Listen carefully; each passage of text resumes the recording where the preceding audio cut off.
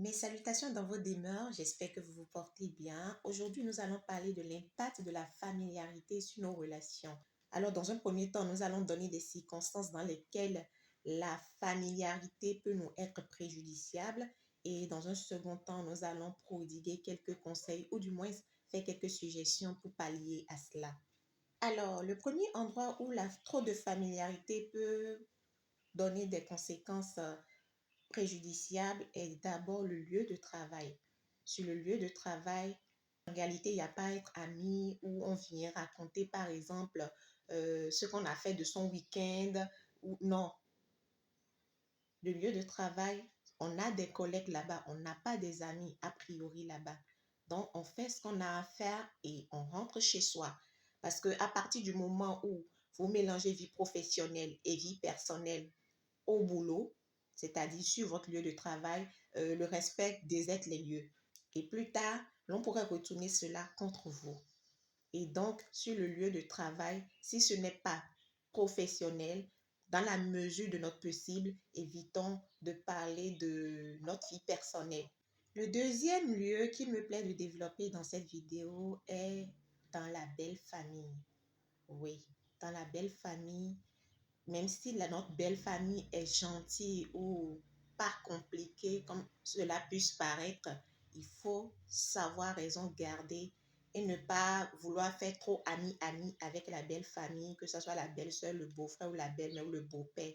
Je ne dis pas qu'il ne faut pas accorder le respect et la considération qu'il faut à sa belle famille, mais je dis il ne faut pas faire ami parce qu'en réalité, ils ne sont pas notre égal, ils ne sont pas nos amis. Ils sont les frères et les sœurs de notre époux, les mères et pères de celui avec qui on envisage construire notre vie.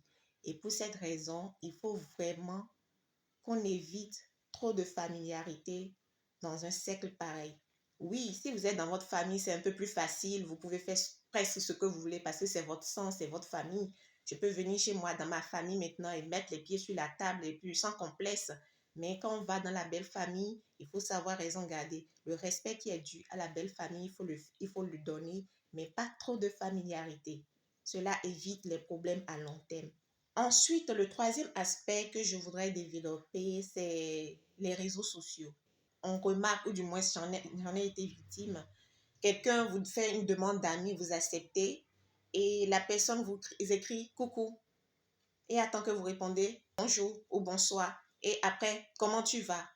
Comme si votre répondant ou interlocuteur n'a plus rien à faire. Si vous avez envoyé une demande d'amis à quelqu'un, c'est pour une bonne raison. Et quand on veut écrire à quelqu'un pour la première fois qu'on ne connaît pas, on n'écrit pas, on ne balance pas des coucous, des BJR, des comment tu vas. Non.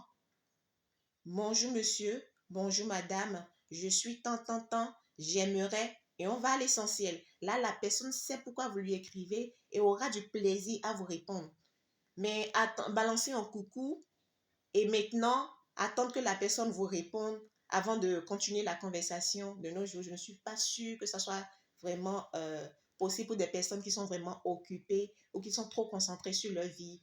Là, par rapport aux réseaux sociaux, je voudrais nous rappeler que quand on écrit pour la première fois à une personne qu'on ne connaît pas, il faut éviter ce genre de familiarité-là.